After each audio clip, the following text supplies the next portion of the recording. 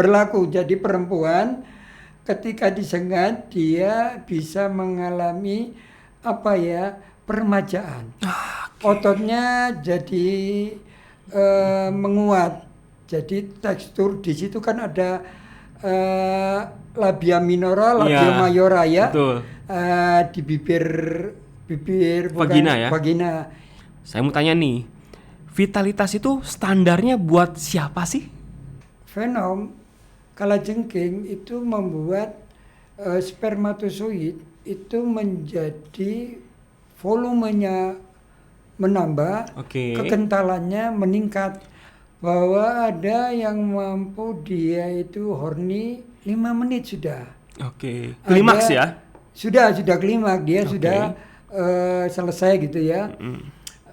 Ada yang perlu waktu lama. Nah, itu dalam kalau kita bicara seksual ya, itu kan aktivitas biologis, psikologis dan fisik.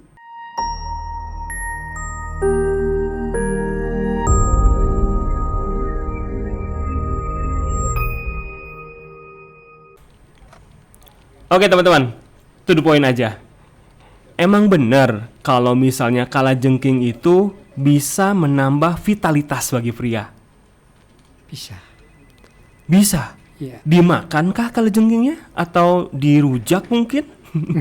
Seperti yang di TikTok, Instagram ya.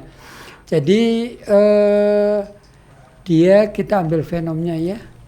Fenomnya berarti dari bisanya itu ya. Bisanya. Jadi Anda ini siapa sih? Saya trainer pengobatan Tibun Nabawi. Trainer pengobatan Tibun Nabawi. Tibun Nabawi itu apa ya? Tibun Nabawi itu tren ya. Jadi pengobatan-pengobatan yang di masa-masa kejayaan Islam itu ada berbagai macam metode terapi itu masuk dalam pengobatan Tibun Nabawi, atau pengobatan yang sifatnya alami, ada yang menerjemahkan juga Tibun Nabawi. Cuman nih dilihat dari tata bahasanya nih, Nabawi. Mungkin ada urusannya sama Nabi gitu ya? Ya. Jadi gimana tuh? Jadi titik temunya gimana tuh? Titik temunya satu, semua pengobatan yang tidak melanggar kaidah-kaidah aturan norma hukum agama, niatnya juga tidak menyimpang dari tujuan pengobatan itu sendiri, insya Allah itu bisa juga masuk dalam definisi Tibun Nabawi. Tapi ini tidak menjawab nih. Anda ini siapa? Saya Suhufau. Dalam Suhufau itu panggilan-panggilan akrab dari kawan-kawan ya. Jadi dulu sewaktu selesai mengikuti pelatihan TCM, jadi istilah Su itu kan ketimuran TCM ya. Betul. Traditional Chinese medicine ya. Ya.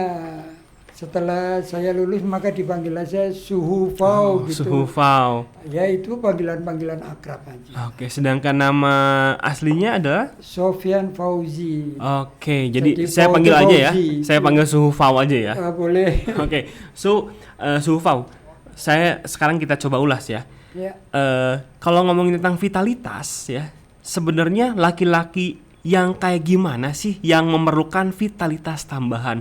Karena kita tahu ya bahwa vitalitas itu sebenarnya menjadi bahasa yang ambigu nih. Kapan sih saya membutuhkan suplemen tambahan untuk vitalitas? Karena bisa jadi nih, misalnya ada beberapa laki-laki yang memang mungkin over gitu kan ya. Dia merasa bahwa overannya itu belum cukup memuaskan dia. Bahkan dia mencari suplemen untuk vitalitas tersebut. Makanya kita sebelum masuk ke area sana, saya mau tanya nih, vitalitas itu standarnya buat siapa sih? Jadi vitalitas itu gambaran umumnya nih ya yang saya mengerti. Jadi seseorang tidak mengalami impotensia. Buat teman-teman ya yang mencari suplemen vitalitas, pastikan dulu teman-teman tidak impoten ya, baru teman-teman cari. Kalau teman-teman tidak impotensi ya, maka teman-teman nggak perlu cari ya. Gitu ya mungkin ya? Tidak juga. Enggak juga ya? Kalau impotensia itu kan disfungsi ereksi. Selain disfungsi ereksi, kita juga memerlukan bahwa kesuburan menjadi utama. Oke. Fenom kalajengking itu membuat spermatozoid itu menjadi volumenya menambah, kekentalannya meningkat. Karena dengan volume dan kekentalan itu bukti dari tingkat kesuburan seseorang. Jadi dengan terapi kalajengking tersebut tentunya vitalitas akan bertambah. Tadi ya bahwa vitalitas itu berhubungan dengan darah dan juga sperma. Ya. Gitu ya. Nah, pertanyaan berarti selain tadi yang impoten ataupun ejakulasi dini ya, orang-orang kan masih belum paham nih mungkin ya, ejakulasi dini ini emang seberapa dini sih? Gitu ya. Karena bisa jadi seperti ini ya, mungkin bagi sebagian orang yang misalnya saya ini terbiasa misalnya sekitar 10-15 menit ya. Tapi begitu saya jatuh ke 5 menit, itu saya udah anggap edi misalnya, ejakulasi dini.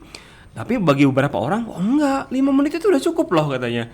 Nah, jadi kita ngomong agak vulgar dikit ya. Ejakulasi dini ini emang tarafnya seberapa lama sih?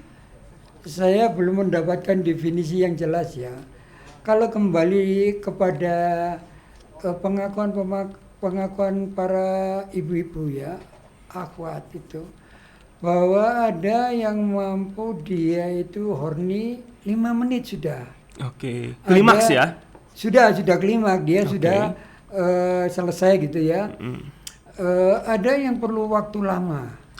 Nah, itu dalam kalau kita bicara seksual ya, itu kan aktivitas biologis, psikologis dan fisik. Betul. Jadi fisiknya mungkin kemampuan ereksi. Ya, kemampuan ereksi, kemampuan biologisnya itu ya kemampuan dalam memancarkan sperma. Yang psikologis adalah bahwa rasa itu mendasari orang bisa klimaks atau tidak. Gitu. Jadi tetap ya teman-teman ya, misalnya teman-teman secara fisik itu tapi kalau misalnya memang tidak ada rasa cinta ya Jin ya? Iya. Tidak ada rasa cinta tersebut mungkin akan sulit juga untuk mencapai klimaks ya? Iya, seperti itu kira-kira. Tapi tidak berlaku untuk jangka waktu panjang. Karena beberapa kasus ada orang pemerkosaan sampai bertahun-tahun gitu, nggak masuk akal. Bahwa itu akhirnya dinikmati juga gitu. Jadi akan mungkin tuh ya? Ya artinya bahwa rasa itu mendasari untuk dia berkesinambungan. Jadi mustahil kalau ada cerita dia perkosa sampai 5 tahun gitu ya? Iya gitu. Tapi mungkin karena memang terpaksa kali ya? Ya artinya di situ kan kalau tidak, maka akan terjadi luka infeksi yang nggak mungkin dipakai. Iya, betul.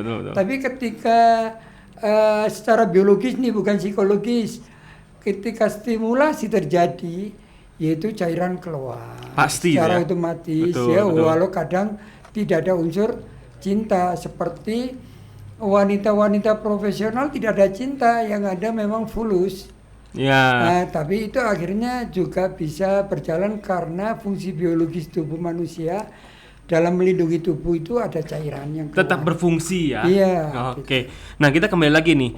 Nah, kalajengking ini bagaimana sih prosesnya si Fenom ini bisa membuat laki-laki lebih memiliki vitalitas tadi gitu? Oke, dalam pandangan pengobatan timur ya, bahwa pengobatan timur itu punya filosofi tersendiri, berbeda dengan kedokteran barat.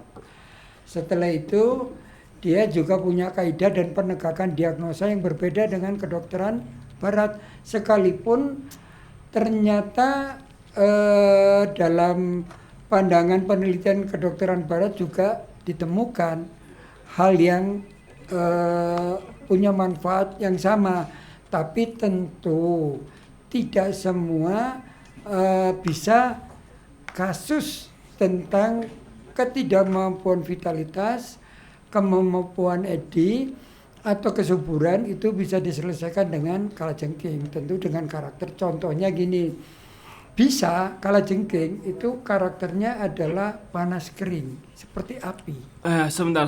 Ini too much information ya, terlalu banyak informasi nih. Panas kering, ini maksudnya apa nih panas kering ini? Bisa, itu sifatnya panas kering. Orang kalau disengat itu rasanya kan panas. Oke, izin. Mengeringkan. Sebelum kita lanjut nih, masalah bahasa panas kering, apalagi nih?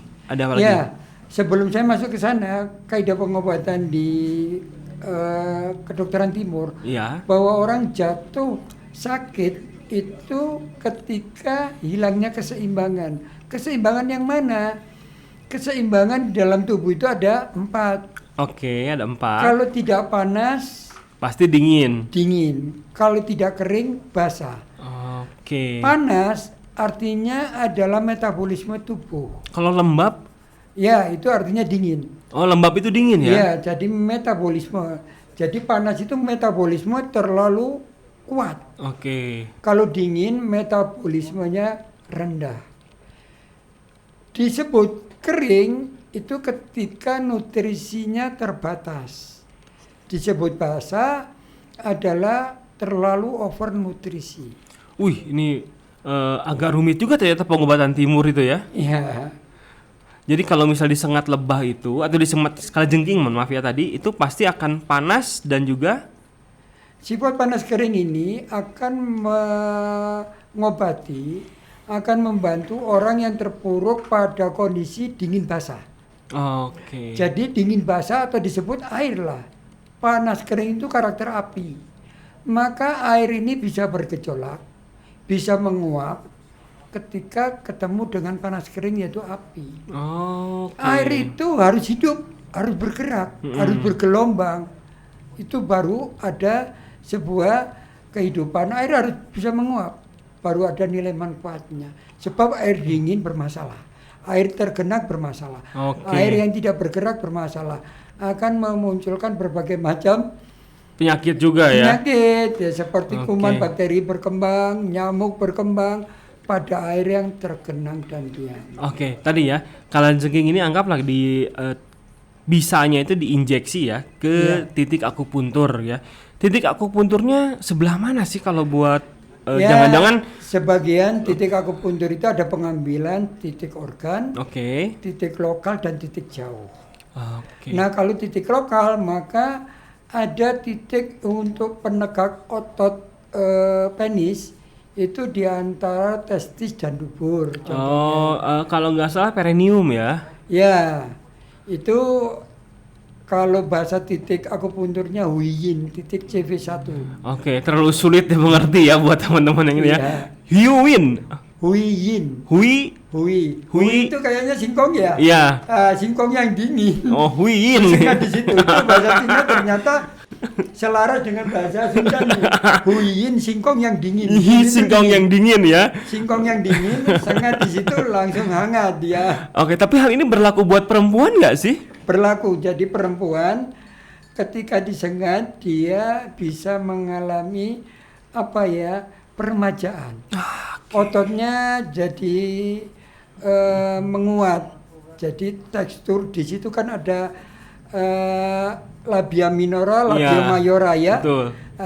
Di bibir vagina ya. Vagina itu menjadi lebih mengencang gitu.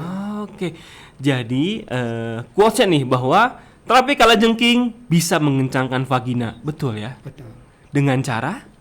Dengan cara baik itu minum madu venomnya atau diterapi sengat. Gitu. Oke, yang jelas menggunakan sengat kalajengking cukup efektif bagi orang-orang yang dingin tadi ya? Iya, dingin basah. Oke, dingin basah. Tapi yang namanya laki-laki ya Suhu ya, kalau laki-laki ini kan selalu bilang kurang ya. Kalau misalnya saya udah di atas rata-rata ya, saya udah ya mungkin 15-20 menit penetrasi saya masih oke, tapi kurang, saya pengen lebih, pengen more gitu ya. Nah itu kan dia sifatnya berarti setelah tidak langsung singkongnya panas nih ya, bukan dingin lagi nih ya. Nah ketika singkongnya panas itu atau ubinya panas gitu kan, kita kasih terapi kalajengking tadi, hasilnya seperti apa? Ya kan semua dilakukan ketika diperlukan ya. Ya.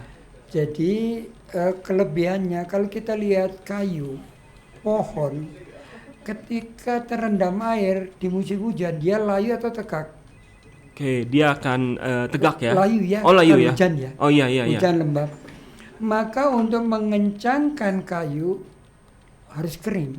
Oke, betul. Kayu itu kalau sudah kering, tidak terlalu kering lah, artinya cukup kering, dia kan keras.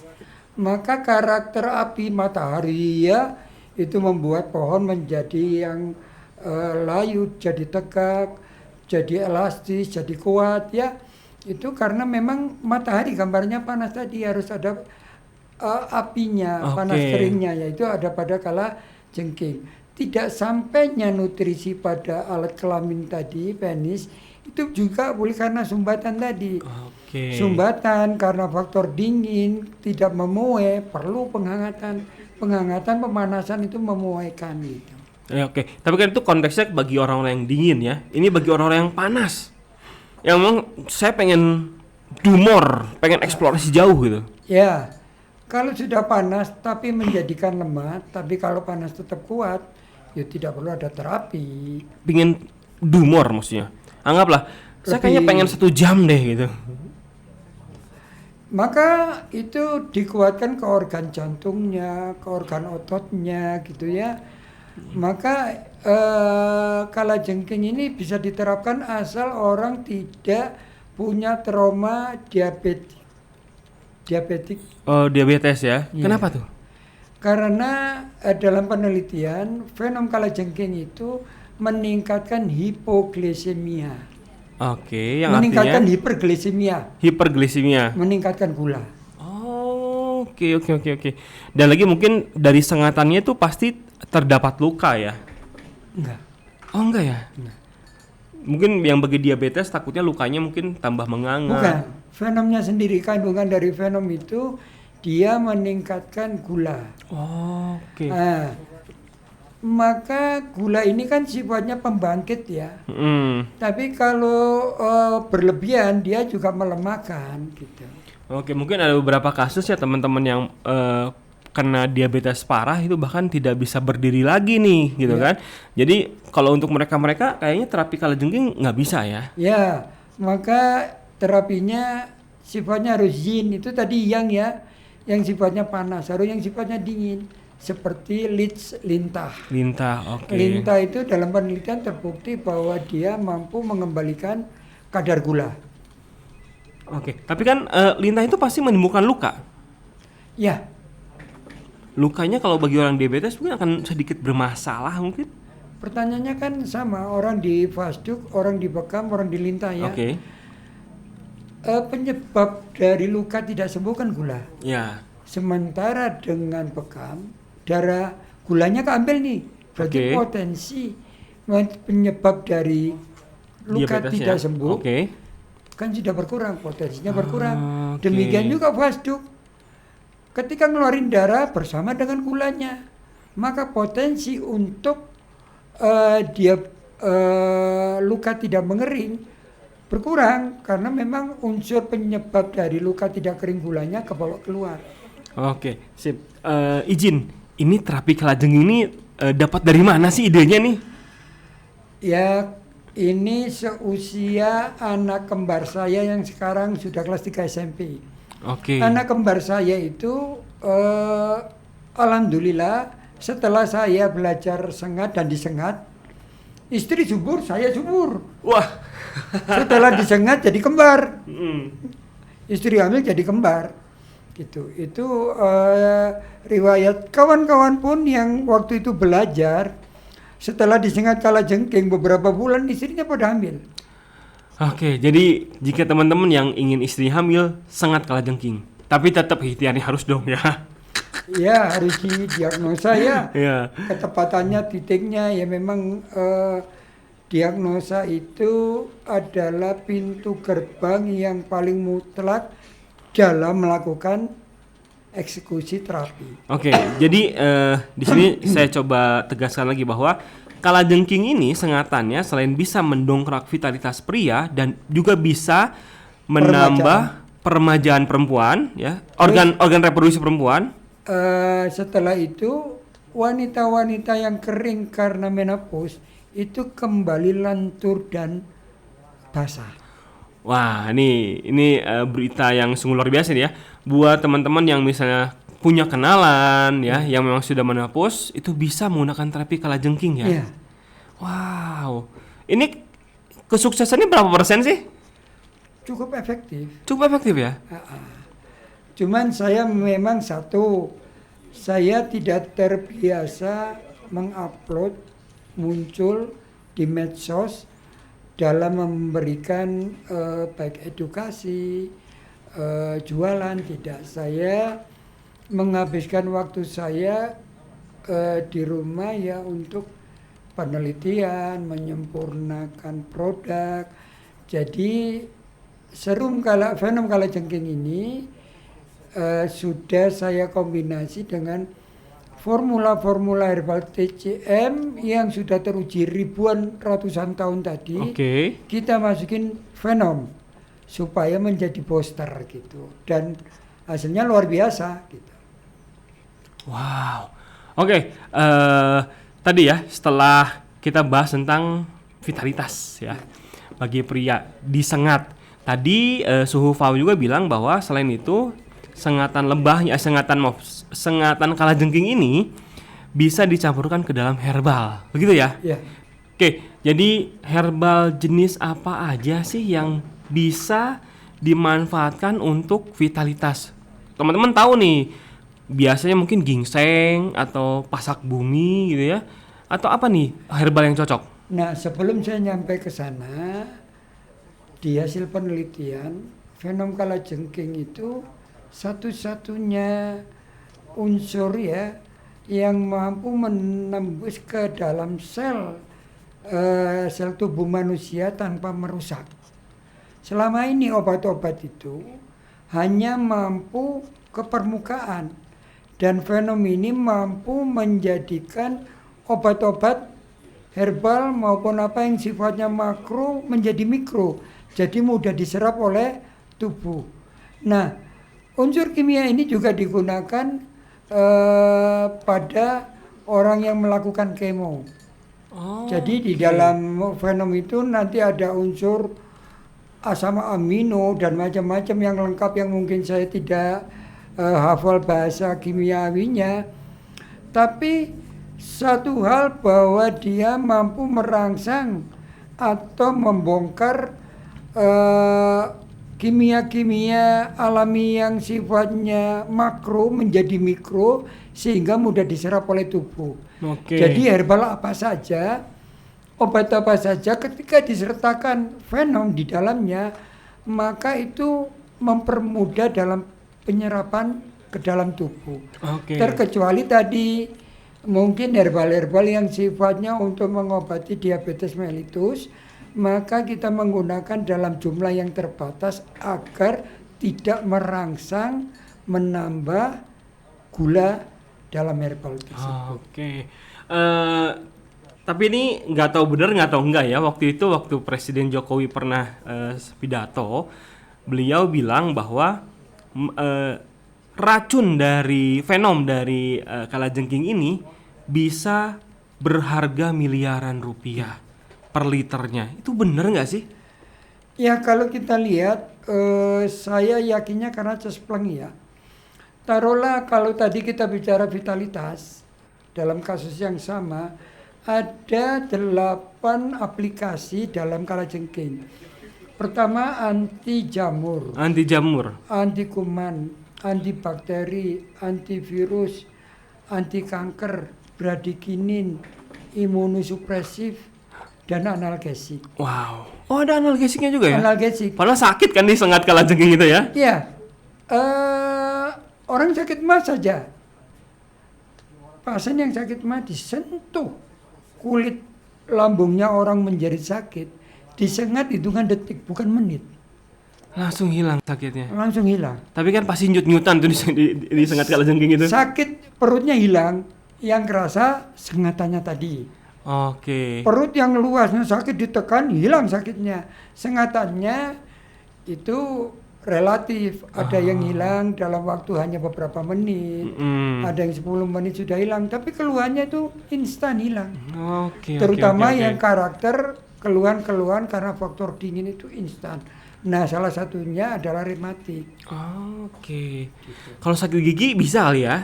Bisa. Untuk analgesiknya ya. Disingkat di mana tuh kalau sakit gigi gitu? Kalau sakit bagian gigi bawah di janggut sini. Kalau gigi bagian atas di samping hidung sini. Itu sakitnya hilang selama sumbernya. Ini kalau bicara analgesiknya loh. Tapi kalau sakitnya karena faktor angin, dia bukan menghilangkan sumbatan anginnya, ini analgesiknya. Izin nih. Sekarang ini kan kita kalau lihat di Instagram di mana banyak banget nih obat-obat kuat ya yang dibalut dengan herbal gitu ya. Entah itu herbal A, herbal C, mungkin kandungannya sama-sama tuh rata-rata seperti ginseng dan pasak bumi dan lain-lain lah. Atau misalnya menggunakan merek-merek paten yang memang obat-obat paten ya, seperti misalnya kandungan sildenafil, tadalafil dan lain-lain gitu.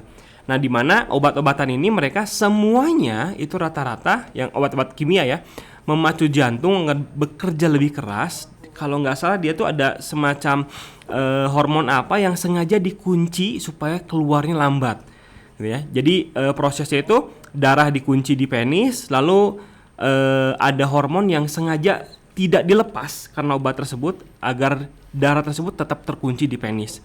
Nah, tapi kan itu secara tidak langsung kita tuh membuat tubuh kita itu bekerja tidak seharusnya, gitu kan?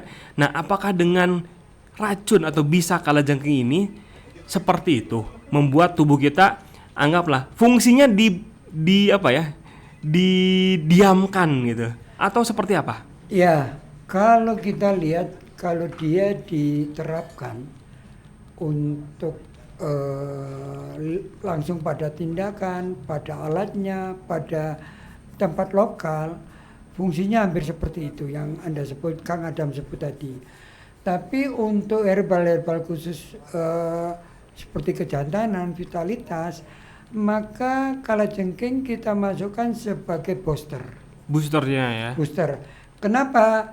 Kita tidak ingin kasus seperti sabu-sabu atau apa sebelumnya itu. Sebelum sabu-sabu apa?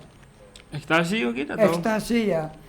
Itu dulu digunakan oleh pejabat-pejabat untuk roadshow, safari. Dia tidak ada capeknya. Iya. Tapi itu energi besok diambil sekarang.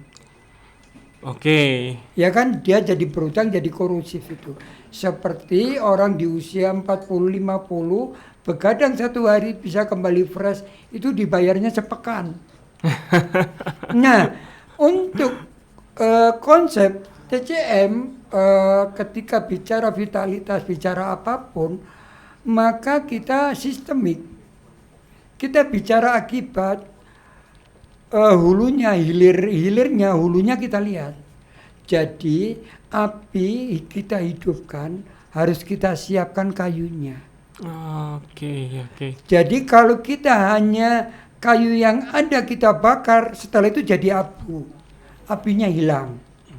Nah, tapi harus kita siapkan tuh kayu-kayunya, kita siapkan pemanggangannya agar cairan itu keluar masih dirangsang tubuh untuk memproduksi cairan.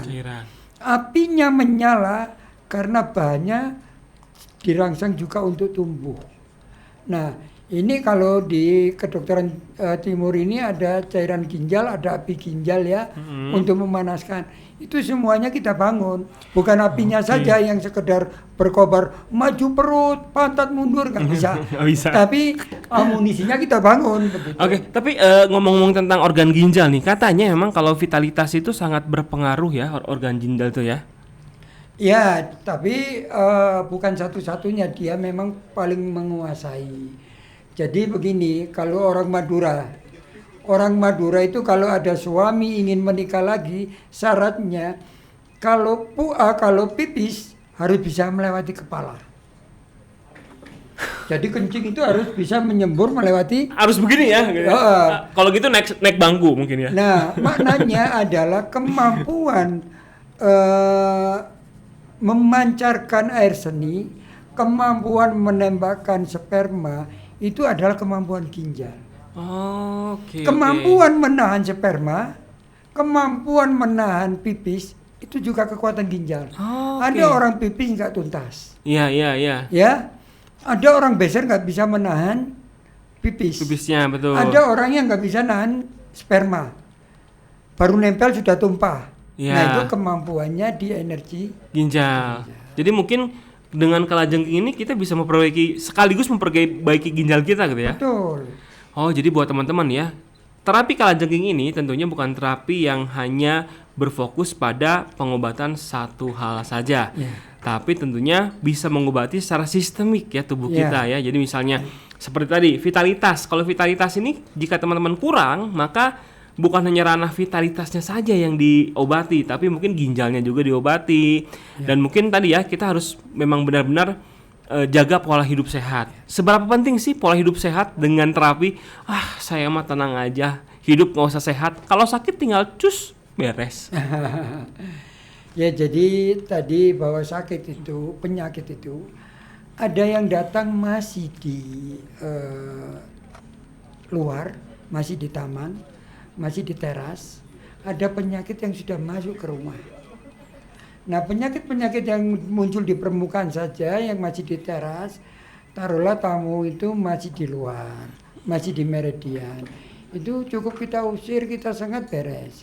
Tapi kalau penyakit itu sudah masuk ke organ, dia melemahkan organ, maka tindakan terapi harus dibarengi dengan tadi pengkonsumsian herbal.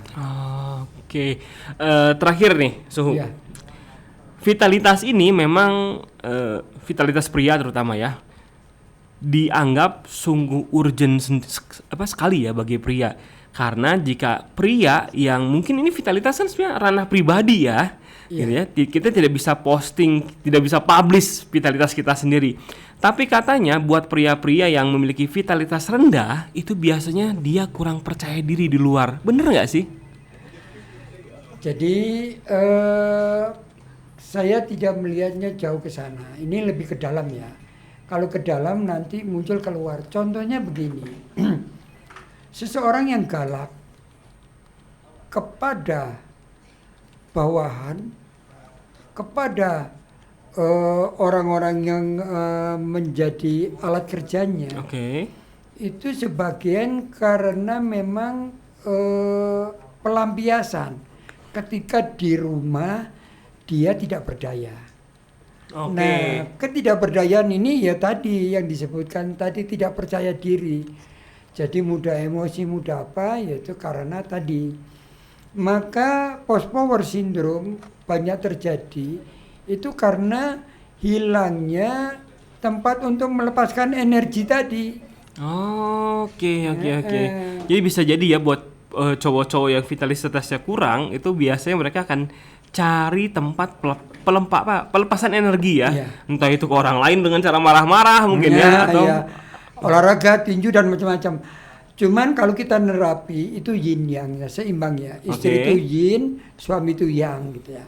Tapi seumpama istri dalam posisi kebutuhannya tinggi, sementara suami lemah, maka teorinya yang perempuan dilemahkan, yang laki-laki dikuatkan. Emang bisa dilemahkan itu gimana itu maksudnya? Ya Pak, berarti kebutuhan dari perempuan hasratnya ini harus diredam. Karena kelebihannya biasanya api menyala berlebihan itu bukan pada kayu-kayu yang baik. Kayu yang buruk kalau dibakar itu cepat menyala tapi cepat habis. Kayu yang buruk itu biasanya memang seperti itu. Ya, tapi kita kayu bakar yang padat menyalanya susah. Tapi sekali nyala walau tidak terlalu kuat nyalanya, bertahannya lama. Iya, betul. Nah, maka demikian juga perempuan. Perempuan kalau kekurangan unsur itu meledak-ledak seperti marah, seperti birahi, cemburu, birahinya muncul. Itu meledaknya bukan main, tapi itu bukan kebutuhan biologis kadang. Kebutuhannya psikologis. Nah, maka harmonis itu juga bisa meredam, tapi tidak cukup. Yang bahaya sekarang itu yang disebut NPD ya. Ya. NPD itu perempuan yang melompat pagar. Oke, over ya. Iya, jadi melompat Sempat loh pagar. kemarin kita bahas tentang NPD ya. Ya, tentu ini berbahaya sekali. Perempuan yang secara biologis kebutuhannya tinggi, di rumah tidak mampu mencukupi, dia loncat. Karena ya tadi media sosial itu menawarkan banyak hal yang sebetulnya tidak butuh menjadi kebutuhan. Oke. Ada yang seperti itu yang jadi masalah juga. Betul. Kadang-kadang kita nggak mau beli barang, tapi begitu lihat Shopee atau Tokopedia, tiba-tiba beli barang gitu ya. Nah, ketika suami sebetulnya cukup ya, dengan kasih sayangnya, dia keluar 2-3 kali cukup, sekali kadang cukup. Melihat ada podcast kadang macam-macam, wah cerita ini berondong mampu kuat sampai berapa, wah itu nikmatnya bukan main. Ketika itu terobsesi dia, akhirnya suami yang pertama dirasa cukup menjadi nggak cukup. Oke. Tunggu ini tadi saya udah ngomong terakhir ya, tapi ada sedikit lagi nih berarti ya. Kan kalau laki-laki ini kadang-kadang ya kita mungkin 2 atau 3 kali lah ya merasa it's okay gitu ya, cukup banget gitu ya. Tapi kadang-kadang mungkin sekali juga oke lah ya, cukup lah gitu ya. Tergantung usia ya. Tapi emang kalau perempuan emang harus berkali-kali juga ya dia. Nggak cukup lah cuman sekali gitu kan, minimal harus 3 kali gitu. Padahal kan secara tidak langsung perempuan itu kalau sekali aja udah lama, apalagi 2 kali 3 kali gitu kan. Gimana tuh? Nah, perempuan itu tadi ya nuansanya lebih psikologis. Ada kalanya dia tidak hasrat, tapi karena memang kewajiban kebutuhan suami, dia lakukan, entah itu pura-pura apa, dan dia tidak memerlukan. Is oke, aman-aman saja yang seperti itu karakternya. Tapi yang karakternya api, yang gairahnya kuat, itu nggak bisa pura-pura. Ketika dia tidak ekspresif, keluar dan macam-macam, itu bahaya kalau nggak diselesaikan. Maka ya harus diselesaikan. Maka kalau di hadis kan Rasulullah juga menyampaikan tidak boleh kita beres belum mempertanyakan. Iya. Kamu udah beres belum? Nah kalau belum beres, harus beres ini jadi masalah. Kamu udah beres belum? Punya saya sudah alumni, ya kan repot. Nah itu harus diterapi. Oke, ini seru banget ya. Mungkin nanti kita akan bahas lebih banyak lagi tentang TCM ini ya, Traditional Chinese Medicine, dan juga pengobatan Timur atau Tibu Nabawi. Yeah.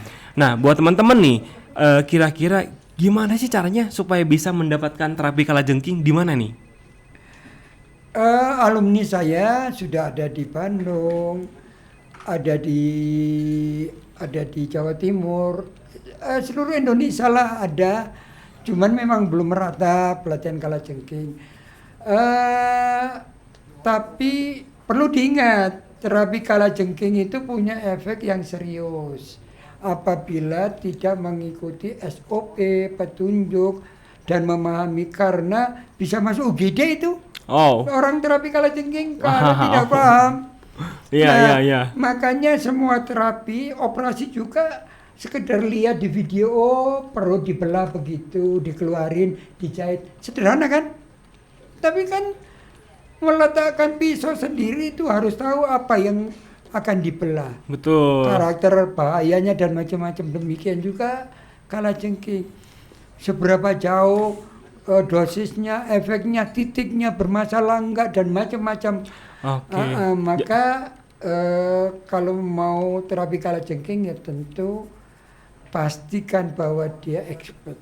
Oke, jadi buat teman-teman ya, kalau misalnya ingin terapi kalajengking atau terapi apapun itu, teman-teman harus memastikan terapisnya itu expert atau benar-benar memahami. Karena tadi seperti Suhufau bilang bahwa tidak semua orang tepat untuk mendapatkan terapi kalajengking. Jadi baiknya coba konsultasikan dulu dengan yang expert, baru teman-teman eksekusi ya untuk terapi tersebut. Nah, kemana nih kalau pengen dapat konsultasi yang tepat nih? Ya, karena klinik saya sudah tutup ya. Sudah tutup itu karena kliniknya kumpulan orang hebat nih. Susah ya. Kumpulan orang hebat loh ya, mestinya jalan. yang ujung tombaknya kan marketing, kita nggak punya marketing bagus. Nah maka ya sudah, saya di rumah kalau mau konsultasi ya bisa via phone di nomor telepon saya. Oke, mungkin bisa disebutkan nomor teleponnya? 0857 2284 50 30. Oke. Dengan Sufau gitu. Oke, mungkin teman-teman bisa repeat videonya ya untuk mendapatkan nomor teleponnya, dan bagusnya sih coba WhatsApp dulu ya atau pesan dulu ya. Ya. Terkait ketersediaan dari Sufau ini. Mungkin nanti lanjutnya bisa teman-teman coba ngobrol lagi di WhatsApp tentang terapi yang cocok untuk teman-teman. Nah, di akhir kata bahwa terapi kalajengking ini tentunya bukan hanya terapi untuk vitalitas pria, tapi untuk kebanyakan penyakit yang beredar di Indonesia ya, di lokal sini. Tapi tadi tidak semua orang pantas atau mampu menampung efek dari terapi kalajengking. Jadi baiknya tetap konsultasikan kepada expert untuk terapi kalajengking ini, atau ke orang yang benar-benar paham tentang bisa atau fenom kalajengking ini. Jadi jangan sampai teman-teman karena ikutin tren, teman-teman ikut terapi kalajengking. Alhasil bukan kenyamanan yang didapat, tapi tadi kata Sufo bilang bisa jadi masuk UGD ya. Oke, teman-teman, cukup sekian dari kami. Mungkin nanti kita akan ngobrol lebih dalam lagi tentang Tibun Nabawi dan juga traditional Chinese medicine. Banyak banget yang akan kami sampaikan, dan selalu tonton podcast DPR, Dewan Podcast Rakyat by Kilat Media. Terima kasih.